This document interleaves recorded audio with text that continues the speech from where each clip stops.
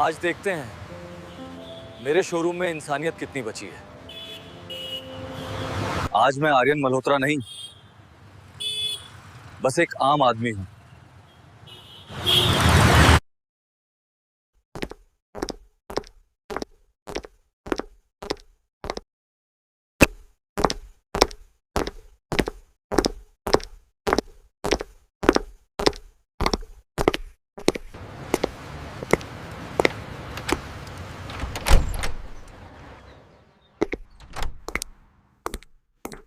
ये कौन आ गया? कोई भिखारी लगता है।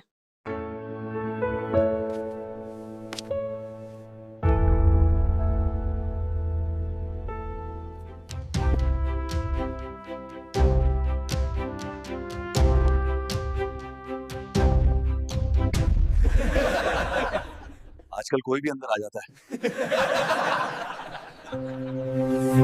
ए भाई, क्या कर रहा है यहाँ? तू गाड़ी खरीदेगा? तेरी पूरी जिंदगी की कमाई भी कम पड़ जाएगी। ये कोई मेला है क्या?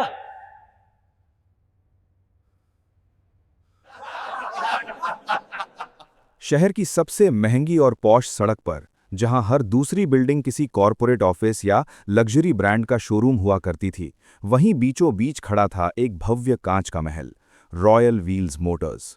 दिन के उजाले में ये शोरूम किसी चमकते हुए हीरे की तरह नजर आता था। इसकी ऊंची ऊंची कांच की दीवारें आसपास की दुनिया को अपने अंदर समेट लेती थीं और अंदर खड़ी करोड़ों की गाड़ियां बाहर से ही लोगों का ध्यान खींच लेती थीं। जो भी उस सड़क से गुजरता, एक बार रुककर इन गाड़ियों को जरूर देखता।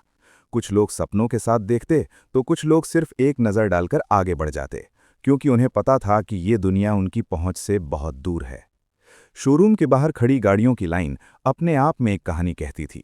काले, सफ़ेद, नीले और सिल्वर रंग की लग्जरी कारें, जिनकी कीमत एक आम आदमी की पूरी जिंदगी की कमाई से भी ज्यादा होती। हर कार चमचमाती हुई, जैसे अभी अभी किसी शो के लिए तैयार की गई हो। अंदर का नज़ारा भी कम शानदार नहीं था। जैसे ही कोई कांच का दरवाज़ा खोलकर अंदर जाता, उसे एक ठंडी, सुकून भरी हवा छूती। एसी की ठंडक, महंगे परफ्यूम की हल्की खुशबू और सॉफ्ट म्यूजिक सब मिलकर एक ऐसा माहौल बनाते थे जो किसी 5 स्टार होटल से कम नहीं था। फर्श इतना साफ था कि उसमें आदमी अपना चेहरा देख सकता था। हर कार के नीचे हल्की हल्की लाइटिंग की गई थी, जिससे वो और भी आकर्षक लगती। दीवारों पर बड़े बड़े स्क्रीन लगे थे, जिनमें नई गाड़ियों के विज्ञापन चलते रहते थे। लेकिन इस चमक दमक के पीछे एक और चीज थी जो पहली नजर में नहीं दिखती थी। वो थी लोगों का रवैया। ये शोरूम जितना बाहर से खूबसूरत था, अंदर काम करने वाले कुछ लोग उतने ही घमंडी होते जा रहे थे। महंगे सूट पहनने, बड़े ग्राहकों से मिलने और रोज करोड़ों की डील्स देखने के बाद उनमें एक अजीब सा अहंकार आ गया था। वे अब लोगों को उनके कपड़ों से पहचानने लगे थे। कौन कस्टमर है और कौन टाइम पास करने आया है, ये फैसला वे कुछ सेकंड में कर लेते थे। और यही बात उस शोरूम के मालिक को सबसे ज्यादा परेशान करती थी। उस मालिक का नाम था आर्यन मल्होत्रा। आर्यन सिर्फ एक बिजनेसमैन नहीं था, वो एक विजन वाला इंसान था। उसने इस शोरूम को सिर्फ गाड़ियां बेचने के लिए नहीं बनाया था, बल्कि एक ऐसी जगह बनाना चाहता था जहां हर ग्राहक को खास महसूस हो। उसका मानना था, गाड़ी कोई भी खरीद सकता है, लेकिन सम्मान हर किसी को मिलना चाहिए। लेकिन पिछले कुछ महीनों से उसे शिकायतें मिलने लगी थीं।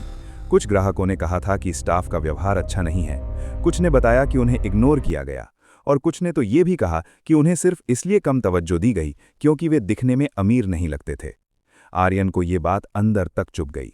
उसने कई मीटिंग्स की, स्टाफ को समझाया, ट्रेनिंग करवाई, लेकिन उसे लग रहा था कि असली समस्या अभी भी वहीं है, क्योंकि असली सच्चाई हमेशा सामने नहीं आती, वो छिपी रहती है लोगों के व्यवहार में, और उसे देखने के लिए कभी कभी अलग तरीका अपनाना पड़ता है।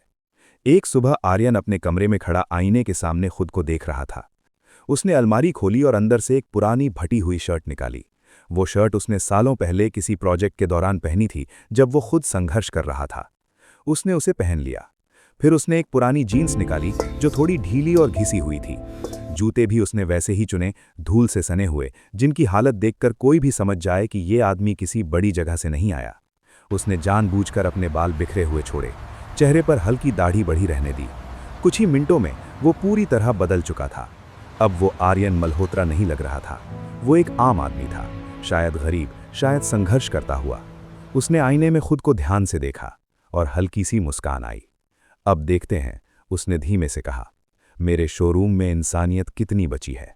उसने अपनी महंगी कार की चाबी टेबल पर ही छोड़ दी और बाहर निकल गया। आज वो पैदल ही जाएगा। रास्ते भर लोग उसे देखते रहे, लेकिन उस नज़र से नहीं जिस नज़र से वे पहले देखते थे।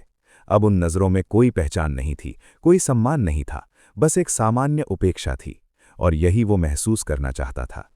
करीब आधे घंटे बाद वो रॉयल व्हील्स मोटर्स के सामने खड़ा था, वही शोरूम जो उसकी मेहनत का नतीजा था। लेकिन आज वो इसे एक मालिक की नज़र से नहीं, बल्कि एक आम इंसान की नज़र से देख रहा था। उसने कुछ पल वहीं खड़े होकर गाड़ियों को देखा। एक एक कार उसे याद दिला रही थी कि उसने कितनी मेहनत से ये सब बनाया है। लेकिन आज सवाल ये था, क्या इस जगह पर इंसानियत भी उतनी ही मजबूत है? उसने गहरी सांस ली और दरवाज़ा खोलकर अंदर चला गया। जैसे ही वो अंदर गया, रिसेप्शन पर बैठी लड़की ने उसे देखा। उसकी नज़र ऊपर से नीचे तक गई। उसने 1 सेकंड में फैसला कर लिया, ये ग्राहक नहीं है। उसने कोई मुस्कान नहीं दी, कोई स्वागत नहीं किया, बस नज़रें फेर लीं, जैसे वो वहाँ है ही नहीं। आर्यन ने ये सब देखा, लेकिन कुछ नहीं कहा। वो धीरे धीरे अंदर बढ़ गया। कुछ सेल्समैन आपस में खड़े होकर बातें कर रहे थे। उन्होंने भी उसे देखा और हल्की हंसी दबा ली। आजकल कोई भी अंदर आ जाता है। देखने दे, खरीद तो कुछ पाएगा नहीं, दूसरे ने जवाब दिया। आर्यन हर शब्द सुन रहा था, हर भाव समझ रहा था, लेकिन उसके चेहरे पर अब भी शांति थी। वो एक कार के पास गया, फिर दूसरी के पास गया। हर कार को ध्यान से देखने लगा, जैसे सच में वो खरीदने के बारे में सोच रहा हो। लेकिन किसी ने आकर उससे पूछा तक नहीं, सर क्या आप कुछ देखना चाहेंगे? तभी अचानक एक तेज कदमों की आवाज आई। ए भाई, एक कड़क आवाज गूंजी। आर्यन ने मुड़कर देखा। उसके सामने खड़ा था रोहित मेहरा, शोरूम का मैनेजर। उसकी चाल में आत्मविश्वास था, लेकिन आंखों में अहंकार। क्या कर रहा है यहां? ये कोई मेला है क्या? बाहर निकल अभी के अभी। आर्यन ने शांत स्वर में कहा। बस गाड़ियां देख रहा था, सोचा शायद कोई पसंद आ जाए। रोहित हंस पड़ा। वो हंसी मजाक वाली नहीं थी, ताने से भरी थी। तू गाड़ी खरीदेगा? तेरी पूरी जिंदगी की कमाई भी कम पड़ जाएगी। तू गाड़ी खरीदेगा? उसने जोर से कहा। पता है यहां की गाड़ियों की कीमत क्या है? अब बाकी लोग भी ध्यान देने लगे। तेरी पूरी जिंदगी की कमाई भी कम पड़ जाएगी। कुछ लोग हंस पड़े। आर्यन ने बस उसकी आंखों में देखा, कोई जवाब नहीं दिया। लेकिन उसके मन में एक बात साफ हो चुकी थी, आज सच सामने आ चुका है, और ये सिर्फ शुरुआत थी। शोरूम के अंदर माहौल अब पहले जैसा नहीं रहा था। कुछ देर पहले तक जहां हल्की फुल्की हंसी, बातचीत और दिखावटी प्रोफेशनलिज्म था, अब वहां एक अजीब सी बेचैनी फैल चुकी थी। आर्यन अब भी वहीं खड़ा था, साधारण कपड़ों में, शांत चेहरे के साथ, लेकिन उसके आसपास का रवैया बदल चुका था। अब लोग उसे देख नहीं रहे थे, बल्कि ताक रहे थे, जैसे वो कोई अजीब चीज हो, कोई ऐसा इंसान जो इस जगह का हिस्सा नहीं है। रोहित मेहरा, जो अभी तक अपने अधिकार और पद के घमंड में भरा हुआ था, अब पूरी तरह एक्टिव मोड में आ चुका था। उसे लग रहा था कि अगर उसने इस अनचाहे आदमी को जल्दी बाहर नहीं निकाला तो ये शोरूम की इमेज खराब कर देगा। वो एक कदम आगे बढ़ा और इस बार उसकी आवाज़ पहले से भी ज्यादा सख्त थी। समझ में नहीं आता क्या? उसने लगभग डांटते हुए कहा। यह जगह तेरे जैसे लोगों के लिए नहीं है, चल बाहर निकल, अभी के अभी। आर्यन ने उसे गौर से देखा। उसकी आंखों में गुस्सा नहीं था, लेकिन एक गहराई थी, जैसे वो हर शब्द को अपने अंदर दर्ज कर रहा हो। मैं बस गाड़ी देख रहा था, फिर शांत स्वर में कहा। मैं बस गाड़ी देख रहा था, सोचा शायद कोई पसंद आ जाए। फिर शांत स्वर में कहा, अगर पसंद आ गई तो खरीद भी सकता समझ में हूं। नहीं आता क्या? ये जगह तेरे जैसे लोगों के लिए नहीं है, चल बाहर निकल, अभी के अभी। खरीदेगा? सुन रहे हो? ये गाड़ी खरीदेगा। भाई पहले आईना देख ले, किसी ने पीछे से कहा। यहां खड़े होने का भी चार्ज लगता है, एक और आवाज आई। सिक्योरिटी,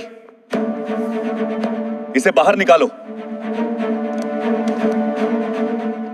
चलो।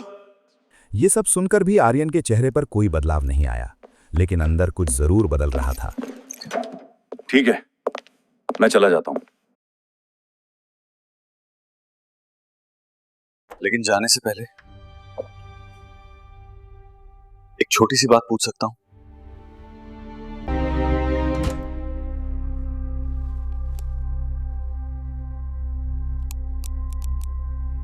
अब वो सिर्फ एक टेस्ट नहीं ले रहा था, वो अपने ही सिस्टम की सच्चाई देख रहा था, और ये सच्चाई कड़वी थी। अब शोरूम में हल्की खामोशी छा गई। उसने एक नंबर डायल किया। 1 सेकंड, 2 सेकंड, और फिर पूरे शोरूम में एक साथ फोन बजने लगे।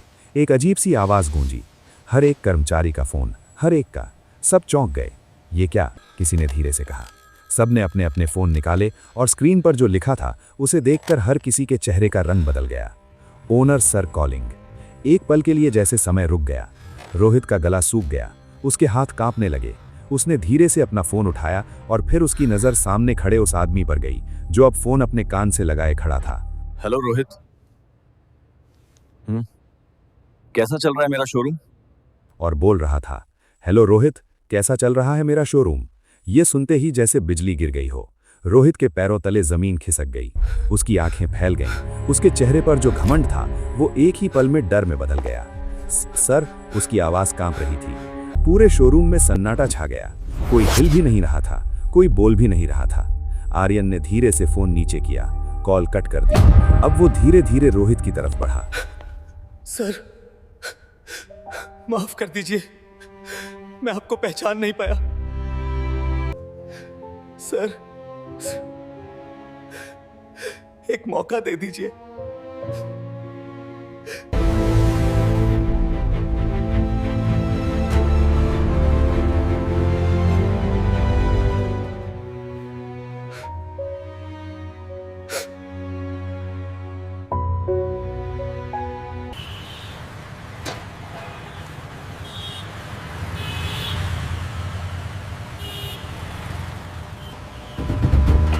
आज जो हुआ वो सिर्फ रोहित की गलती नहीं थी।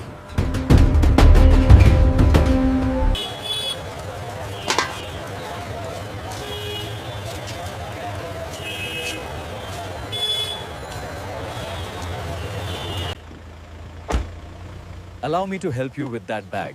Are you all right? Yes, yes. Thank you kindly. Carefully now, we are here. Thank you so much, son. You are very kind.